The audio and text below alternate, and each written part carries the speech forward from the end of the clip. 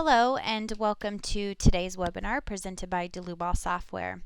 Today we'll be working in our finite element analysis and design software RFEM.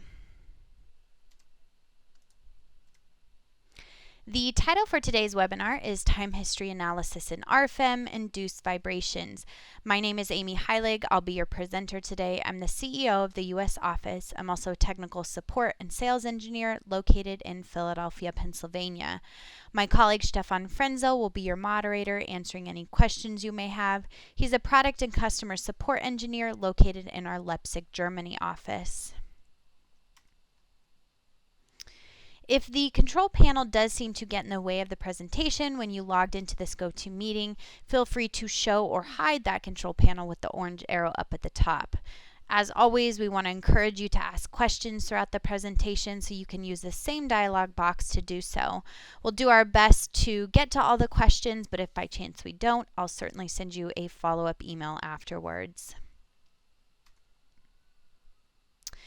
So the first thing I want to cover is for our attendees today who may not be familiar with our software and how exactly our main program works, RFEM, in comparison to our add-on modules for dynamic analysis.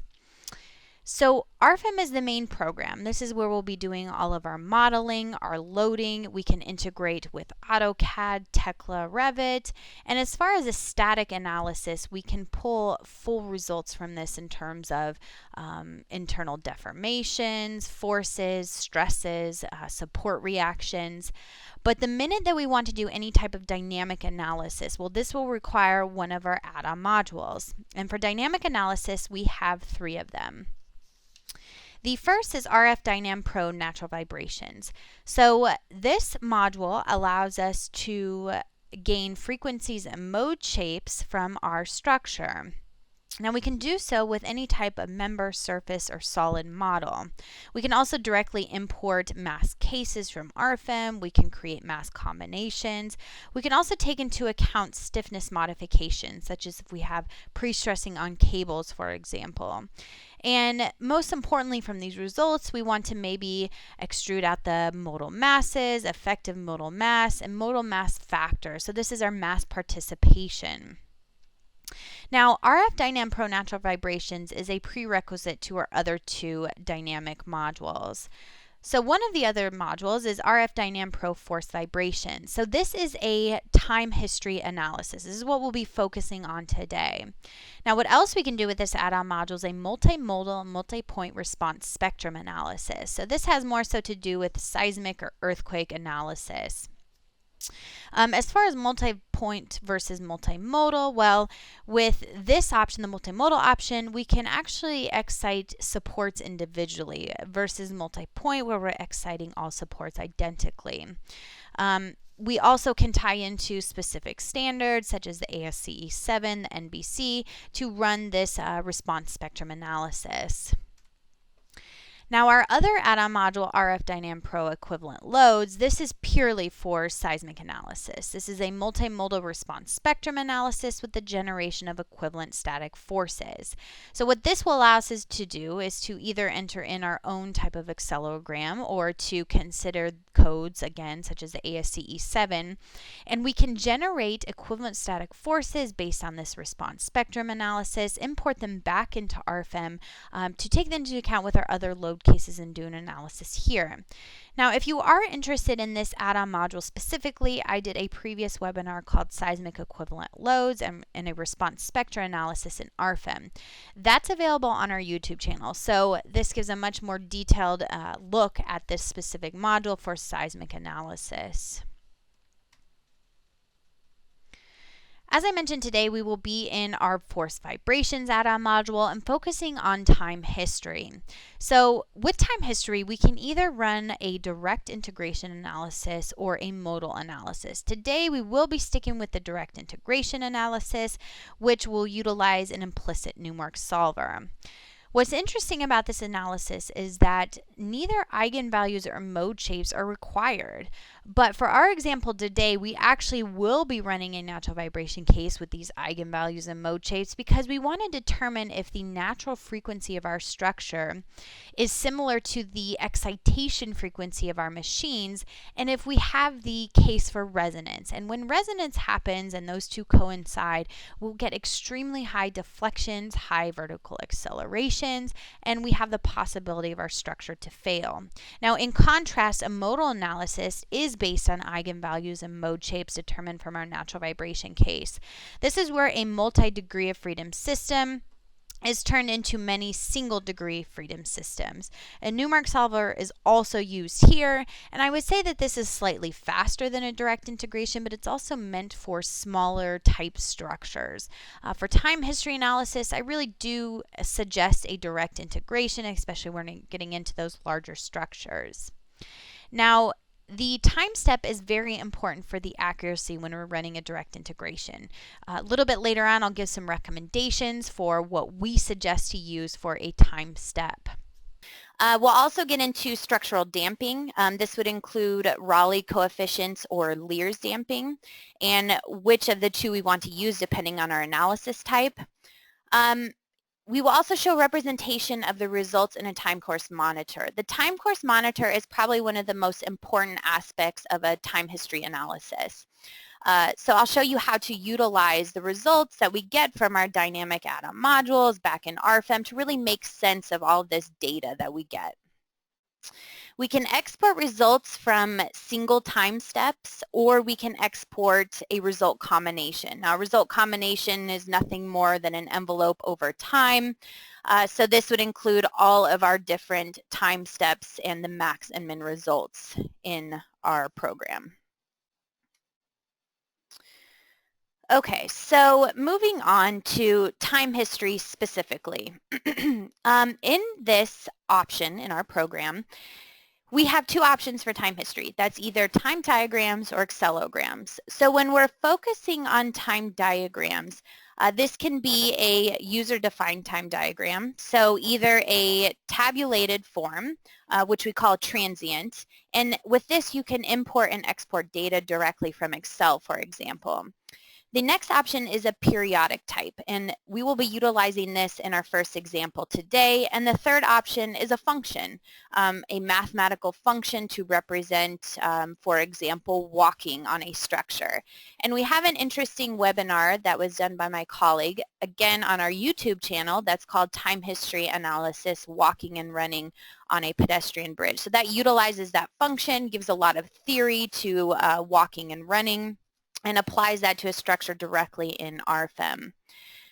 Now, the loads from RFEM define position and magnitude of the excitation.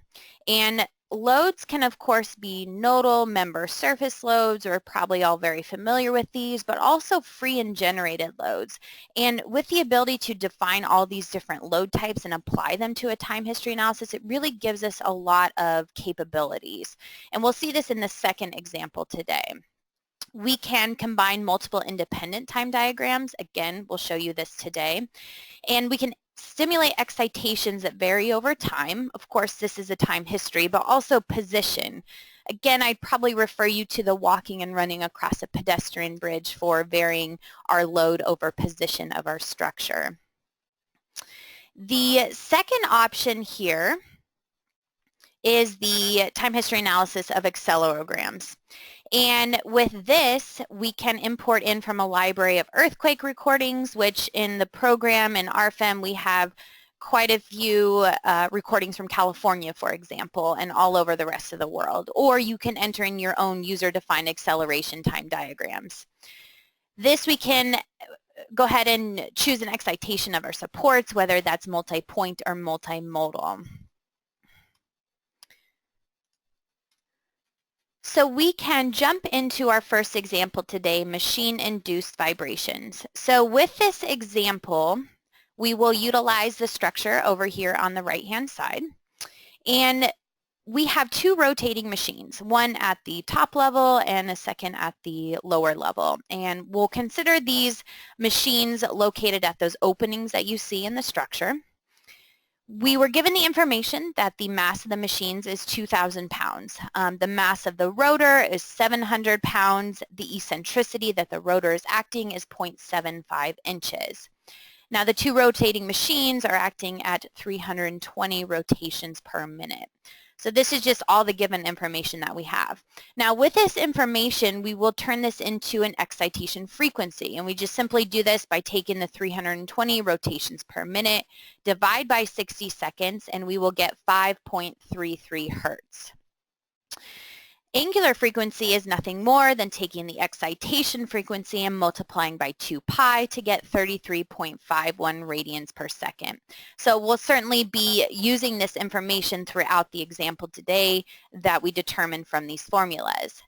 Now, lastly, we need to somehow turn these machine vibrations into a force in RFEM, into a static force. So how do we do this? Well, these are centrifugal forces, and it's done by taking the square of the angular frequency, we multiply it by the eccentricity of the rotor, and multiply by the mass of the rotor. And you can see over here on my picture on the right, a little representation of this. So we will have this horizontal centrifugal force, obviously acting in the horizontal direction, but we also have a vertical force as this machine is rotating.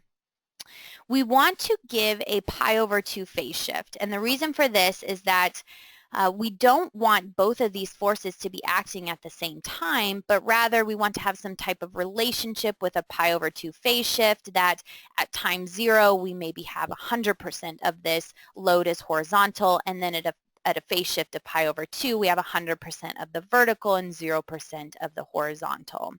So now that we've determined this kip force, though, we'll want to apply this into RFEM as static loads. So now we can jump into our RFEM model.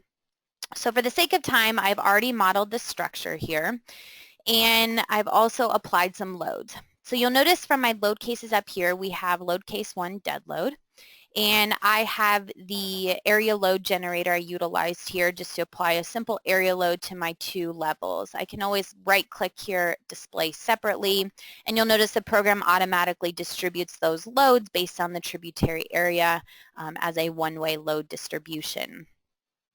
Looking at my dead load of my engines. So I determined that the mass that was given to me was 2,000 pounds. We multiply this by gravity and to get a force. But then I want to divide by the total length of these members around the opening to get a kips per length. So we get 0.059 kips per foot around both openings, just simply to represent the mass of the engine. Load case 3 is our centrifugal force. So referring back to the PowerPoint, we solve for the centrifugal force in terms of kips, but again, I want to divide by the length of the members around this opening to get a kips per length, so I get 0.05 kips per foot. And you'll notice that I applied this in the vertical direction. Then if I move on to load case 4, centrifugal force horizontal, I've applied that exact same magnitude, 0.05, but it is now in the horizontal direction, or what we would also see is in the global X direction. So that's the representation of these 2 static forces in RFEM. So now that we have these loads modeled and our structure is modeled, we want to do some type of natural vibration analysis. So this is where these add-on modules come into play. So everything that you've seen up till now has just been in RFEM, and we could certainly run an analysis on these static loads, but the purpose of today is to run a time history analysis.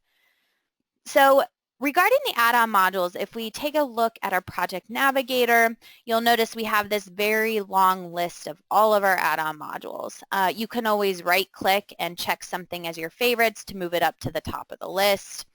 We also have our drop-down here, add-on modules. Here you can select any of the add-on modules that are categorized in a little bit better manner than in our project navigator. For example, under dynamic, we can now launch RF-DYNAM Pro. So those 3 add-on modules for dynamic analysis are all grouped together here. And this is our add-on module. It's nothing more than a dialog box within RFEM. So we're still in RFEM, and I don't ever have to worry about redefining the materials, the sections, the loading, dimensions. Everything is taken from RFEM into this add-on module. But what we do need to define is any information that has to do with our dynamic analysis. You'll notice that natural vibrations is automatically checked here, and that's because, as I mentioned before, natural vibration analysis is a prerequisite if we want to run any type of time history analysis or a response spectrum analysis. So I have a couple tabs available here, but I'm also going to activate the mass combinations, and I get a mass combinations tab.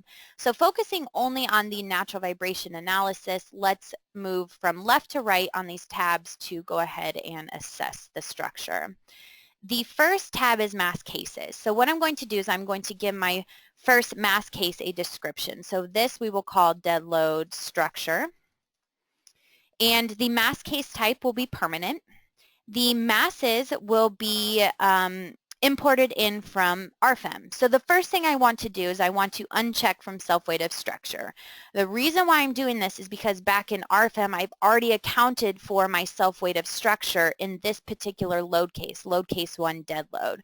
So if I have this checked, I'm going to account for self-weight twice, which is incorrect. So as I mentioned, we will import in from RFEM, and here's our 4 load cases. Now my first load case is dead load, and that includes some applied loads as well as the self-weight of the structure. Now I can manually define some additional masses here, but I'm going to leave all of this blank for right now.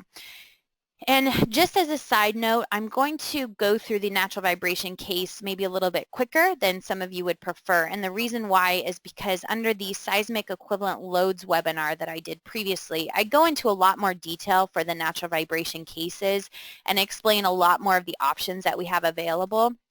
So if you are interested in that, again, refer to our YouTube channel for that recorded webinar.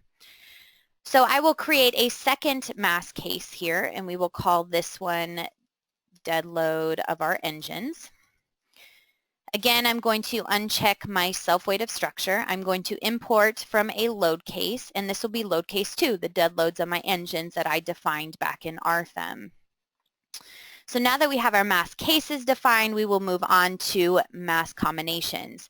Now, our mass combination, we could give it a description here. I only have 1 mass combination for this example, so I don't necessarily have to give it a description if I don't want to. But I do want to consider both my mass cases that I just defined. And you'll notice that I have a factor of 1.0 set here. For this time history analysis, we will keep the factor as 1.0, considering 100% of the masses for both of these cases. But maybe something like a response spectrum analysis, ASCE 7, doesn't call for 100% of the mass according to live load or for snow load to be considered. So this is where you would enter in a factor of 0.2, for example. Moving on to natural vibration cases. So again, you can give it a description. I only have 1 natural vibration case for this example, so we'll just skip that for now.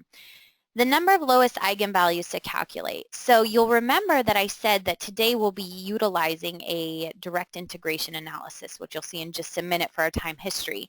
So realistically, I can set this lowest eigenvalues to 1. It doesn't matter for the type of time history analysis that I'm doing. But the reason I'm going to set this equal to 10 is because, once again, I want to see if resonance is an issue.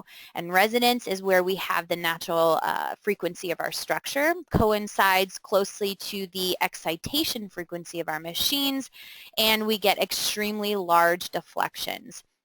So I'm going to solve for 10 eigenvalues here.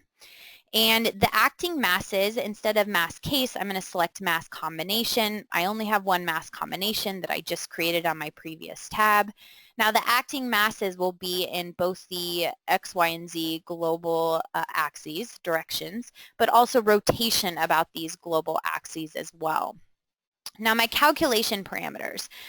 Diagonal matrix I'll utilize for this simple example. It's a small system, and diagonal matrix may be a little bit quicker, But in reality, when you're doing time history analysis, you maybe want to run a consistent matrix. Consistent matrix will give us a little bit better of a load distribution or a mass distribution in terms of our mass matrix.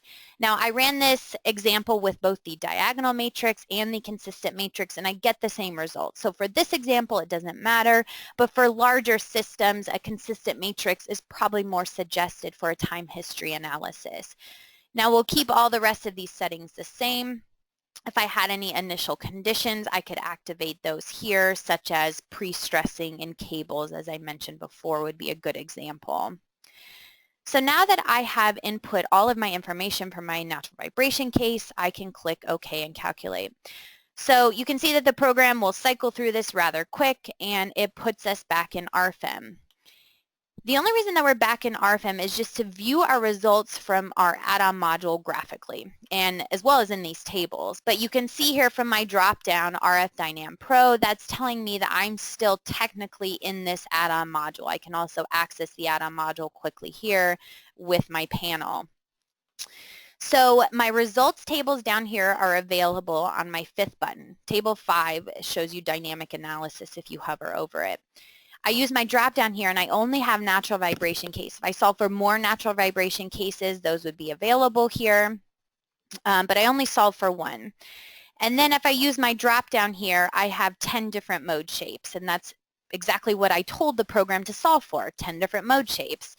And you'll notice that we can scroll through these 10 different mode shapes to see how the structure kind of behaves based on these different eigenvalues.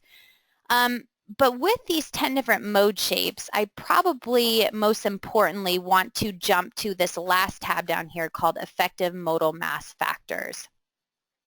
Now, effective modal mass factors, this gives us our mass participation. So although we have 10 different mode numbers here, you'll notice that I really don't have a lot of mass participation in a lot of these. So what are our dominant modes? Well, looking at mode number 1, you can see here that my mass participation in the Y direction is probably most relevant here at 0.675. So that's maybe a mode that we're concerned with. Moving on down the list, it's not till mode number 7 that we view that this gives us some mass participation in the X direction. And then perhaps mode number 10 would be relevant for our Z direction. So now that we know these important mode shapes, let's jump back to this original tab, Natural Frequencies, down here. And with natural frequencies, we can actually view the natural frequency of the structure based on the different mode shapes. So as we mentioned, mode shape 1 is important. If I look at the natural frequency, I see it is 1.042. Well, this is well below our excitation frequency from the machine of 5.33. So maybe I'm not so concerned with this situation. But if I look at mode number 7, which we determined was important for the X direction, my natural frequency is 5.34. You can understand that this is almost identical to the excitation frequency of our machine. So that should spark some type of notion in us that says, well, we need to certainly do a dynamic analysis then. I mean, we have two frequencies, excitation frequency and this natural frequency, that almost coincide, so resonance might be an issue. Now looking at mode shape 10, 5.88, well, that's fairly close to our 5.33 as well. So again, we want to do a time history analysis. So going back to RF-DYNAM Pro, now we want to activate this second checkbox here. And you can see that I have response spectrum analysis, but also linear time history analysis for a time diagram. Then I get a couple more tabs available at the top. Now my natural vibration cases, nothing changes here, and the program still remembers what I've entered in for my information before. As far as time diagrams though, we need to put in our force versus our time diagram. So the first time diagram description that we will put in here is vertical component. And for our vertical component, we want the periodic type. So remember from the PowerPoint, we've already solved for what should be our angular frequency of our machines, and that's 33.51 radians per second. Now our phase shift, we're going to set this equal to 0 here. Our multiplier, we set this equal to 1.0, and the reason why is because I've already set the static loads back in RFEM with the correct magnitude. So I don't want to by any means multiply that load by anything other than 1.0. So when I enter in that information, you'll notice that I get my time diagram graph displayed here at the bottom of the add-on module. And what we'll do next is to add an additional time diagram. This one will be our horizontal component. It will also be periodic, and we also have an angular frequency of 33.51 from our machine. But this is where we apply that phase shift of pi over 2. So pi over 2 is 1.57 radians, and again, a multiplier of 1.0. So you can see this graph that was created depending on this input here for my periodic time diagram. So what we can do is compare these two now. When I look at time equals 0, it looks like I have 100% of my horizontal load that should be acting. But when I look at my vertical at time 0, I have 0% of that vertical load acting. This is exactly what I want. Now at time equal to 0.47 seconds, I have 100% of my vertical. And I look at my horizontal component, that should be 0. Now in between this time, we want some type of interaction between both the horizontal and vertical centrifugal forces acting on the machine at the same time. So that's what these time diagrams represent. So what we need to do now under dynamic load case is to relate the time diagrams to our forces back in RFEM. So our dynamic load case description, we could maybe call this machine-induced vibrations. As I mentioned multiple times, we're running a direct integration analysis here as opposed to a modal analysis. And the natural vibration case we will select is NVC1, the only one that we used to solve for before. Remember that although the eigenvalues are not important because we are running the direct integration analysis, what is important is to tell the program what type of mass matrix to use, for example. So there is information in this natural vibration case that is important for the time history analysis. So that's why on this tab here, we need to assign a natural vibration case. Time history analysis. This is where we would select our load case from RFEM. So this is our static load case from load case 3, centrifugal force vertical. Now it has a multiplier of 1.0 because I have already set the magnitude of that. And I'm going to relate that to the time diagram. And this will be the time diagram 1 vertical component. So I think you can understand we're just simply giving the excitation magnitude and location and assigning it to a specific time diagram. We'll do the exact same thing but with the horizontal centrifugal force and assign that to time diagram 2, the horizontal component. So the next thing that we would like to enter in is our time steps. So for this, I'm going to jump back to the PowerPoint, and we will discuss time step parameters. So time step parameters is really a matter of calculation time versus the accuracy of our results. If you set a time step much too small, well, you might be sitting there forever waiting for your model to solve. When in reality, if you were to increase that time step a little bit, maybe your results don't change so much and you're not waiting for the solution to solve. However, you set the time step too large and then you're compromising the accuracy of your results. So we want to find some type of happy medium in between these two options. So in RFEM, we have two options for time steps. The first is to automatically let the program determine what that time step should be. And if you have that set to automatically according to time diagram, the program will use this formula here where it will divide the time step by data points, between the data points by 7.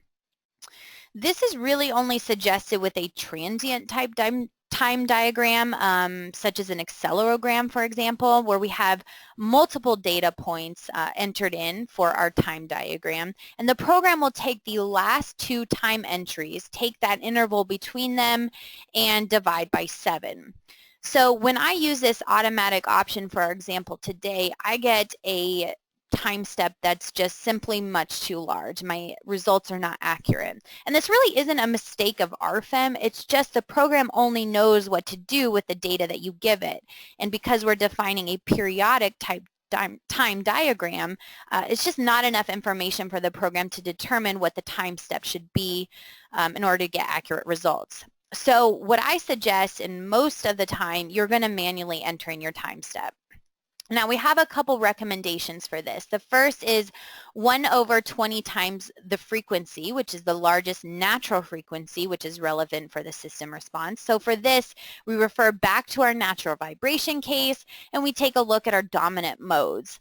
And for this, we'll choose the largest natural frequency of those modes and 1 divided by 20 times that frequency. Now the other option is to consider 1/20 times the largest frequency of the excitation function. So this comes from our induced vibrations from our machine.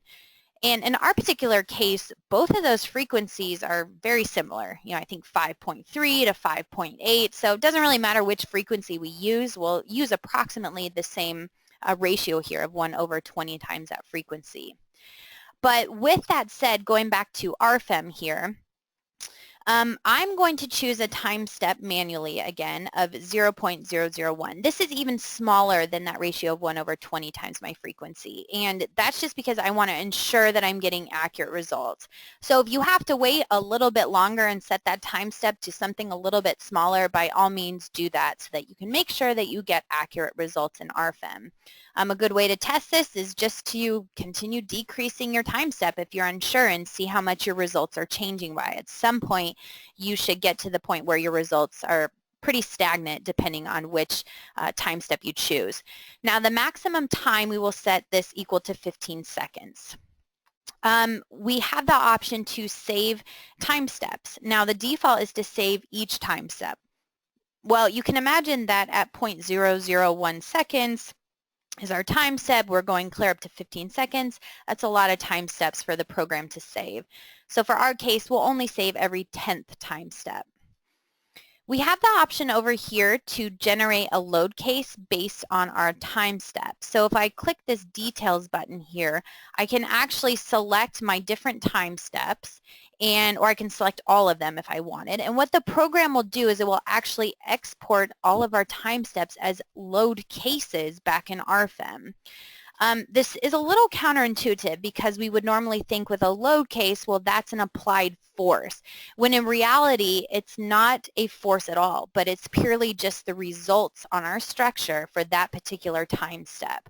So just keep that in mind. It's not a force, but it's the results from the dynamic analysis.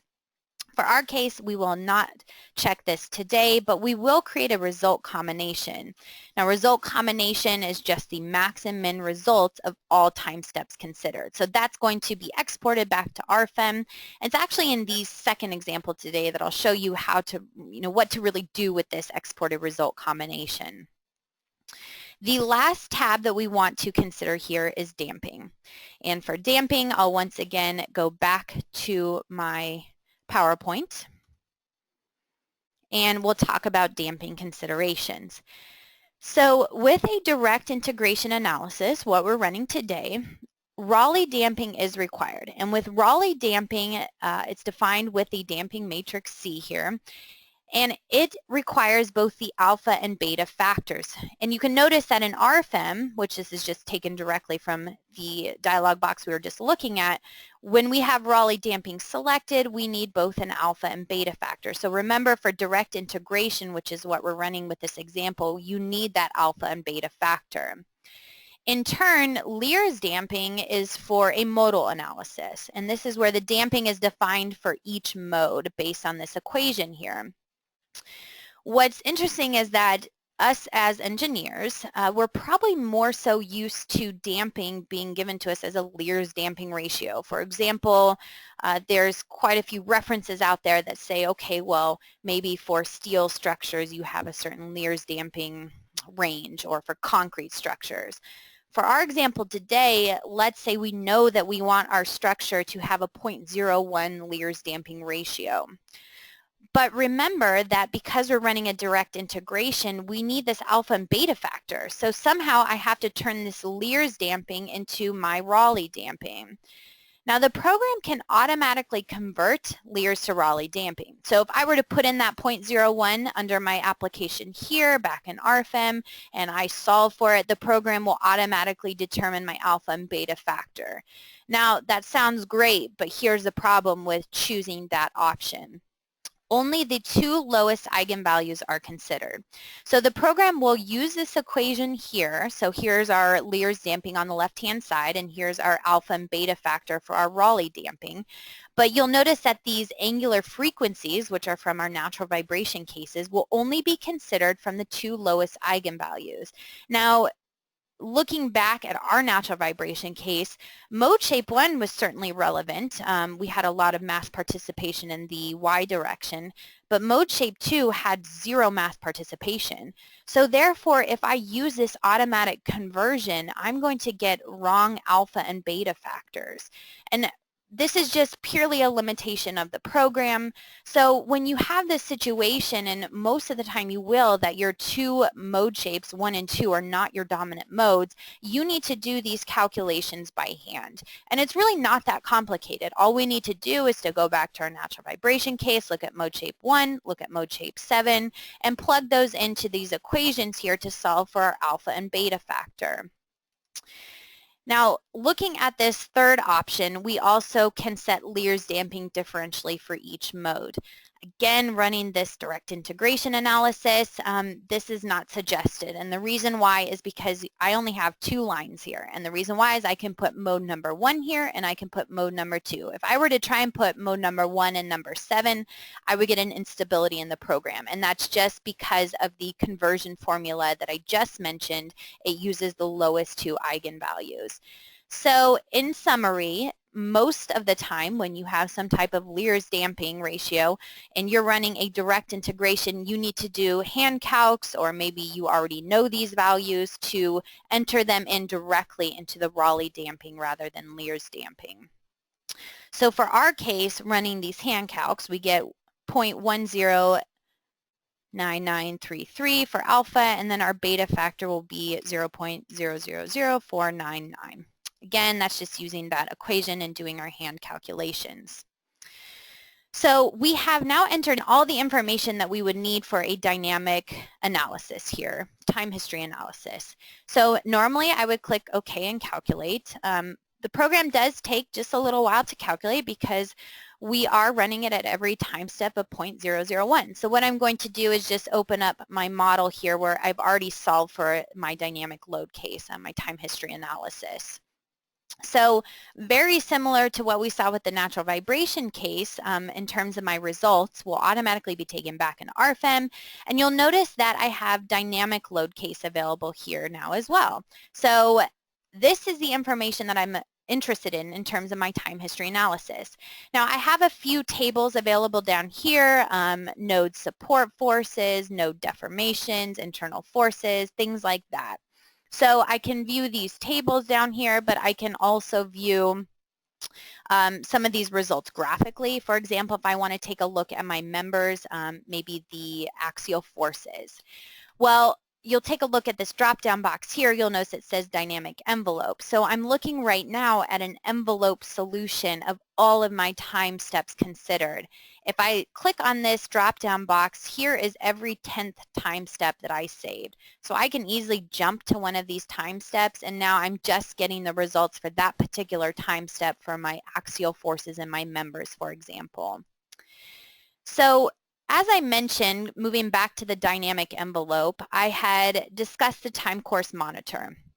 So the time course monitor is one of the most important features when running a dynamic analysis. That is available with this little button here in our tables, and if you hover over it, it says Time History Analysis, and it looks like a little graph.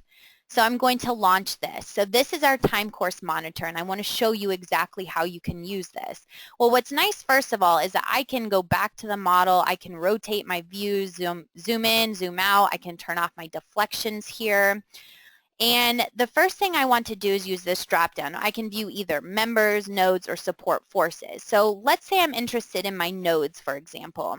Now, graphically, I can pick a node that I'm interested in. And I can also pick it available in this long list of nodes here. These are just all of the nodes that are present in my graphical view. And under value, this is the results from our time history analysis. Accelerations, angular velocities, displacements, rotations, and velocities. So for example, let's say we're interested in our displacement in the x direction for this particular node. Well, if I go ahead and load this and my time course monitor populates, I'll notice that I have deflections versus time here. And if I look at my deflections at time equals 15 seconds, I have a pretty big problem. My deflections are over 4 inches, and it doesn't look like it has any type of dissipation due to damping or anything else of this sort. And this is what resonance effect is. It's when those natural frequencies of our structures coincide with the excitation frequencies of our machines, and we get extremely high deflections. The other thing that we can look at, maybe we're interested in, is some vertical accelerations. So using this drop-down box once again, and I still want to view this same node that I have selected here graphically, I can choose acceleration in the z direction. Now, when I look at acceleration in the z direction, I can see I have an upper limit here of 29.675 feet per second squared, and it really doesn't decrease too much as we move along the time scale here. I mean, we're still looking at almost, 90% of g. So what are acceleration limits? What is acceptable when we're doing some type of time history analysis here? For this, I'm going to go back to the PowerPoint to discuss acceleration limits. So these acceleration limits are really put into place because we want to limit discomfort to pedestrians. Now, it's very important to note that people's thresholds are very different. And it really depends on what this structure is being used for. Is this structure a hotel where people are going to be sleeping at night and you will feel every bit of vibration? Or is this a gym where people are throwing weights around and people are running that you really won't have that same feeling for vibrations versus sleeping at night in a hotel? So this is why we have such a wide range of what's acceptable in terms of acceleration, vertical accelerations. One of the references that we have is Vibrations and Structures by Professor Bachmann. And Professor Bachmann we refer to quite a bit in our research for time history analysis in RFEM itself. And in this reference, he gives us a layout of several international codes that, what they suggest it's acceptable for vertical acceleration. And there is one excerpt out of there that says, your acceleration should technically be less than 10% of g. That we do know. Now, I also pulled this graph over here, which I thought was interesting as well. It's just peak acceleration in terms of g versus our frequency and what people can tolerate versus what's absolutely intolerable. So you can see down here this line where we're about 10% of g according to this graph. Well, that's the threshold of perception. There are, of course, many different recommendations out there. For example, the AISC Design Guide 11. This gives us a range of 0.5% G to 5% of G for our steel structures. NBC Canada, Commentary A says something more around 0.4% G to 7% G, again, depending on what type of structure you have. But I think what we can agree upon, and from most of the research that I did, was that I never found anything that was greater than this 10% G. So that's certainly something that we say, okay, that's the absolute maximum that we can have for our vertical acceleration. So going back to the RFEM model, you can imagine that 90% of G is absolutely unacceptable.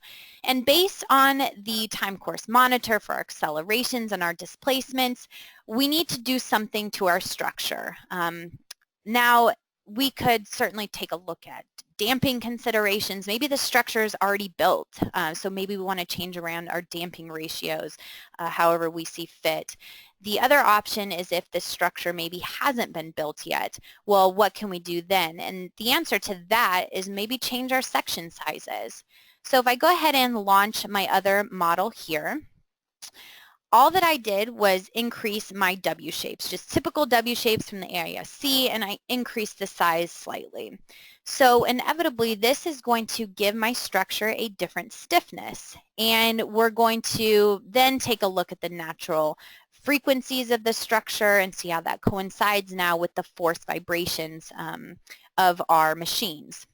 So inevitably, when we change the section sizes, the stiffness is changing, so we can't just rely on these old results, but we need to rerun that natural vibration case and eventually the time history analysis. So going to the add-on modules, we can launch the current module now. And we're back into what we've seen before with the time history analysis. Now, we are just imagining that we're keeping all of this information the same. You know, I haven't adjusted anything from my previous structure other than for right now, I've increased those section sizes. So looking at mass combinations, we're still using the two load cases from RFEM and my natural vibration case. I did increase this to 15 eigenvalues, and the reason why is when I chose 10 eigenvalues to solve for with my new structure, I didn't get any mass participation in the Z direction, and I'm still interested in that Z direction, so that's why I needed to increase that value there. So if you are seeing not enough mass participation to really get relevant mode shapes, the answer is to always increase your number of eigenvalues you're solving for. So once we have determined the number of eigenvalues we want to solve for, I've already ran the results for this, and I'm going to take a look at my natural vibration cases. I'm going to immediately jump to my effective modal mass factors, and if we take a look at this table here, we want to see what the relevant mode shapes are again. So it looks like mode shape number 1 is relevant in the Y direction, as we can see from the deflected shape here. And moving on down the list, it's now mode shape number 8 that's relevant in our X direction.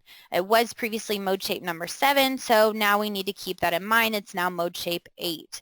And then moving on for our Z direction, it looks like mode shape number 3 or 13 is the one that we'd be most interested in with the mass participation. So for this, we go back to our natural frequencies tab, and this is where we can take a look at our natural frequencies here. Mode shape number 1, as we mentioned, is important. Well, our natural frequency is 1.274. This is well below my applied 5.33 hertz from my machine. So maybe, okay, well, that seems to be adequate enough. Moving on to mode shape 8, I now have a natural frequency of 6.244. This doesn't coincide as bad as it did before with the 5.33 hertz. So this is good news. You know, maybe we don't have an issue of resonance anymore. And lastly, looking at mode shape number 13, 7.971. This is a lot greater than that 5.33. You know, but maybe we still, of course, want to run this time history analysis just to take a look at our results. So we will do so. And launching our current module, our RF-DYNAM Pro module again, I have activated the time diagrams because we're still keeping all of that same information. I still have my vertical and horizontal components under my dynamic load case. I still have related them to my RFEM applied static forces, the centrifugal forces. Now, the one thing that is changing, though, is under our damping tab. So remember that if we go back to the PowerPoint and jump back a slide, that I did hand calcs here to determine I was given my Lear's damping as 0.001 because I'm running direct integration, I need these alpha and beta factors. So I'm going back and I'm doing my hand calcs, and inevitably, because my structure changed, my natural vibration analysis has changed. So therefore, my angular frequencies, my natural angular frequencies from my eigenvalues are going to change. It is now from mode shape 1 and mode shape 8, so I use those two values to enter them into these equations to solve for alpha and beta. So just remember that for this particular example, direct integration, the minute you change your structure, you're going to have to go back and change your Rayleigh damping when you have a specific Leer's damping that we're following, for example. So I did so, and I went ahead and put in these values here of 0.133 and 4.23 times 10 to the negative 4 for my beta factor. So I'm going to run my analysis, and as I mentioned, I've already done the calculations here. And now under the results, which we can see, we can go to table number 5, I have dynamic load case available. This is exactly what we just saw in our previous example, but now with our new structure and the new sections that we've applied. So I'm just going to immediately launch that time course monitor.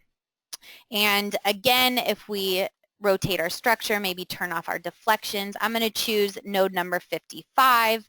Displacement in my X direction is already selected here, and you can see that my max deflection in the X direction is now 0.364 inches. And that's even the max. We can see that we decrease clear up to, I don't know, 0.166 inches at time 15. Well, that's significantly different. We don't have a resonance issue, and this is what we would like to see from our structure.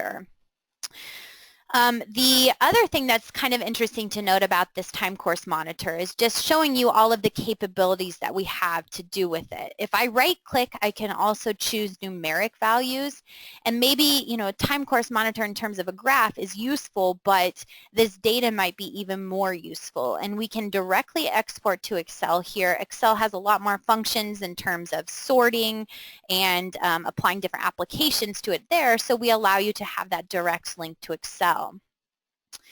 We can also right-click and save this as a picture, either a PNG or a JPEG if we would like. And lastly, if we right-click and choose settings, this just controls some of the different settings that we use to view this particular time course monitor. The option down here at the bottom, we can print directly to our printout report for our entire structure, so maybe that includes all of our input as well as our results. We also have the capability, let's say we're interested in not only this node, but I want to see how the deflection in the X direction compares to this node down here. So if I hold down my control key and I select an additional node, you'll notice that these two diagrams are now laid up on top of one another. So I have both FE mesh points available in a single diagram. I can even do a third point maybe here at the front of the structure. And you can see this FE mesh point 40 is available in blue. So you can overlay different selections here in terms of your surface members or nodes. And the other thing that we're interested in was the acceleration in the vertical direction. Well, if I load this, you'll notice that my peak acceleration here is 5.948. Well, this is still above the 10% G. So we might think, well, is this a concern? And typically when you're considering vertical accelerations and comparing it to limiting acceleration values, we want to use the root mean square. And the root mean square is where we're going to consider all of the different time steps. We're going to square those results, add them together, and take the square root with consideration of the number of time steps. So you can almost think of it as an average, so to speak, but with a little bit, of course, different equation. Well, we give you the root mean square automatically here. I just check this checkbox, and I can view the root mean square up to a time equal to 15 seconds. Now you'll notice I get this red line across my graph here, and I get the root mean square value of 1.74 feet per second squared. Now we're looking at about 5% of G, and I think for this type of industrial structure, that's adequate for our particular time history analysis. So that's essentially all that I wanted to show you for this first example. we applied these machine-induced vibrations and how to apply that in RFEM, maybe change around our structure to take into account resonance and how to go ahead and dissipate those high deflections and accelerations. So going back to the PowerPoint, we will move on to our second example, blast analysis. Now, in regards to blast analysis, as we move through this, we won't spend a lot of time on it, and the reason why is because it's almost identical to the example that I just showed you. There's, of course, a few differences in terms of our applied loads, and our time diagram is going to be different, but you'll notice that we really don't vary too differently than the entire example that we just did. Now, with a blast analysis, this is assuming that we have some type of explosion on the exterior of our structure. So for the example today, we're just going to represent our structure as a cylindrical surface. So very, very simple. And with the explosion, it is represented as a pressure wave. This load is represented as a pressure wave, and it will act normal to our surface here. And how we do this is, I took this from a German reference called Dynamics of Structures by Christian Petersen, that he, through his research, has determined that this incoming pressure wave on a cylindrical structure can be represented according to the different load factors here, 1.0 to 1.3 or 130% of our pressure wave acting on our structure depending on where we're at in terms of an angular rotation here. And of course, looking at the back of the structure, we're not experiencing any of that pressure wave or that explosion load. And what's so powerful about RFEM is that our use of free variable loads, we can represent this load identically in the program. So I'll show you how to do that. Now, in regards to a time history analysis and a blast analysis, we only need to represent the time diagram with a triangular shaped development of our load versus time. So in RFEM, we'll simply put this type of triangular shaped development in for our time diagram. Very, very simple. And you can see it's a very quick burst, only 0.15 seconds. We have 100% of that load acting, and at 0.3 seconds, the load is already gone. We will use a transient type diagram in RFEM this time around as opposed to periodic that I showed you in the last example. So going to our RFEM model here, I will launch this particular example. And you'll notice that here's my simple surface structure. Nothing too complex about it. 32 feet in height, 16.5 feet with a radius.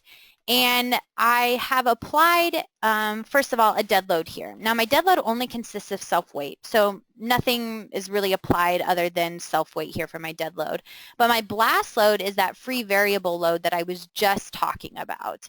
And you can add free variable loads in the program by using this drop-down box. And these free variable loads are for surface and solid elements. So not only are we used to our typical, line loads or nodal loads, but we have the ability to really put any type of load in RFEM on our structure that we prefer. So we will apply a new free variable load, and I already did so. So if I double click and take a look at what I've already applied, we just need to tell the load that it's acting on surface number 2 here, which is the only surface we have available. Now in the global Z direction, it is uniform, so we don't have any variation of that load in the global Z direction. But along the perimeter, well, this is where we want it to vary. So I can open up the details here, and you can see that this is essentially our cylindrical structure being represented. All we need to do is to choose the axis running through the center by choosing a couple points graphically, and we choose the start angle at 60 degrees here. Again, we can choose that graphically, and then we can input our angle versus our load factor here. And we can import and export directly from Excel. So if things get overly complex, well, you can utilize Excel and integrate it directly in this variable load. Now for us, this is just a representation from the Christian Petersen reference that I just showed you, and you can see, we have these load factors that vary by 0.67 at an angle of 75 degrees, or what was 45 degrees in the reference. It's 130%. And the load is also represented here in our diagram. So basically, this is the load wrapped around the structure here. Then we simply need to specify the projection plane of the load in the YZ plane. The load direction will be in the local Z axis. So if I were to turn on my local axis of the surface, I'm telling the load to act at a normal to that surface because we do have a cylindrical structure here. So we want to make sure at every point it's acting normal. Load position and magnitude, we just simply need to select 2 points. For example, this point up here at the upper left and a point down here at the lower right to tell the load exactly where to act on the structure. And lastly, we give it a magnitude of 10 kips per square foot. That's for our blast load.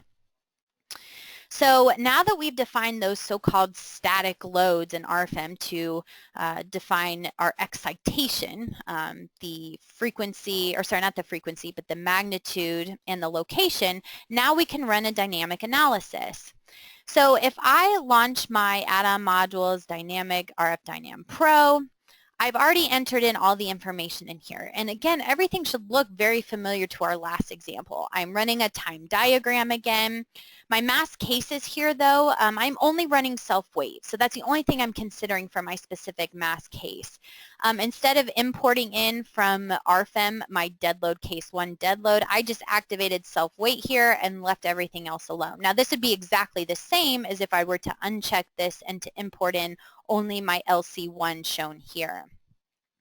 Natural vibration case, I'm still going to run a direct integration analysis, which we can see here under our dynamic load case. We're running direct integration. So this is why I set the lowest number of eigenvalues to 1.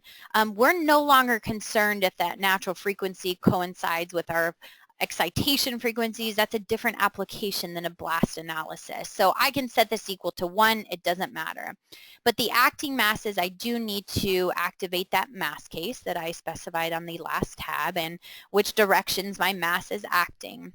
My calculation parameters, I did set this to consistent matrix for this example. Again, that's suggested for a time history analysis most of the time.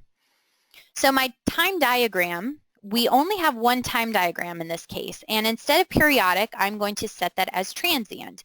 So as I mentioned, transient, you can import and export data from Excel, but for our case, we only have 3 entries. And again, this should look familiar because this is what I pulled from the Peterson reference on the PowerPoint.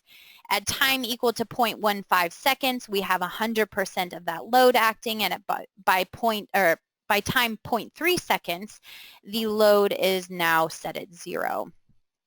So again, a quick burst of that load for this blast analysis. So that's really all that's required in terms of our time diagram for some type of blast analysis. Now under dynamic load case, we set this to direct integration, we select our natural vibration case, and under time history, we simply select our load case 2, our blast load, which was that free load which we applied to the structure, and we relate it to the time diagram from the previous tab. I simply select my time steps in here as 0.001. Notice though I'm only going up to time 1 second. That's because this is a very quick application. I don't need to apply up to 15 seconds or 30 seconds. It's just not needed for this type of analysis. And I am going to save every time step this time. I'm exporting my results combination here, which we'll see in just a minute what we can actually do with that. Under damping, I have calculated my alpha and beta factors for my structure. So now I'm ready to run my analysis. So I've already run this analysis here, and the program will automatically put us back into RFEM to view our dynamic results here. So when we are looking at our drop-down box here, we have natural vibration cases, but more so we're interested in the dynamic load case. Well, again, here are all of our results available here, but more importantly, we're probably interested in our time history analysis. This is the time course monitor. So with a blast load, something that's certainly of concern is dynamic rotation of our structure. Typically, depending on the type of material that we have for our structure, whether that's steel, concrete, or a mixture of both, we have a limit failure angle. And there's a lot of references, again, out there that give us some recommendations on what that limit failure angle should be. For example, steel might be something like 10.5 degrees. Well, 10.5 degrees translates into 0.18 radians. So I can use this time course monitor here to, again, maybe select this node up at the top, and instead of acceleration or displacement that I was doing before, I'm going to view rotation about my global z-axis. So obviously we can see that this is when the blast is occurring, because this is when we have the highest magnitudes for our results. I look at my rotation and I'm only at 0.01 radians. Well, this is well below the 0.18 radians that I was given for my limit failure angle. So this is all good news. It looks like for this particular blast analysis, considering blast analysis loads only, we should be okay considering the rotation. Now, quickly and lastly, I want to show you what to do with these result combinations. So under the Results Combinations tab here, the dynamic load case was exported from our add-on module directly into RFEM. So that's what you're seeing here. You can't modify this result combination, but what we can do is maybe add it to some other load cases. So right now this is only considering this blast load, but what if I have other load cases such as dead load, live load, snow load, wind load? Well, this is where we would add them together. So what I do is create a second result combination, which I did here, result combination 2. And I added both my dynamic load case 1, so this is my blast loading, but I've also added my dead load here, and I set a factor of 1.4, for example. So now I'm not only considering my dynamic blast analysis loads and the results from that particular case, but I'm also considering my dead load as well. So again, you can see how we'd want to apply wind loads here and snow loads and things like that to consider everything together. So now we have this single result combination 2. So what we can do then is then jump to our other add-on modules to apply that result combination. For example, our add-on modules RF steel surfaces. Well, RF steel surfaces is just going to give us a stress ratio of our demand stresses versus our limiting stresses. And our limiting stresses are dependent on our type of material, for example, our capacity stresses. For this, our ultimate limit state design, all I'm going to do is select that result combination 2 that includes both my dead load and my dynamic loads. And we will just go ahead and move on down the list here for materials. That's just specifying steel A36 that I'm using, and my surface, just reiterating the information that I have from RFEM. If I press OK, I'll run the calculation, and then my results will be available here. And as we can see now that our stress ratio is 0.66 for our structure, it's well below 1. We get our nice green smiley face here. And that's just telling me that we are okay in terms of designing this structure for a stress analysis, considering both the dynamic loads and the dead loads. So in reality, I just wanted to show you guys how you can make use of those exported result combinations in the other add-on modules, because obviously a dynamic evaluation alone is not necessarily what we'll always be doing. Okay, so we will go back to the PowerPoint, and that will sum up the 2 examples from today. So I know that was quite a bit of information, especially on these dynamic modules. You can always find more information on our website at dlubal.com. And as I mentioned today, we have a lot of social media sites such as our YouTube channel with a lot of previously recorded webinars. Dlubal blog is a good one too. There's a lot of frequently asked questions that you can just search for. So I want to encourage everyone to visit these specific sites. Now, our email at our Philadelphia office is info-us@dlubal.com, and the phone number is 267-702-2815. So if you do have any follow-up questions or comments this webinar or anything else, feel free to reach out to me there. We will have many more upcoming webinars. You can register for those on our website, and as most of you know, I do send out an email and a reminder letting you know when those webinars will be available next. Again, you can register on our website at dlubal.com under Support and Learning and Webinars. Also, there are all the previously recorded webinars as well that you can find that link to our YouTube channel.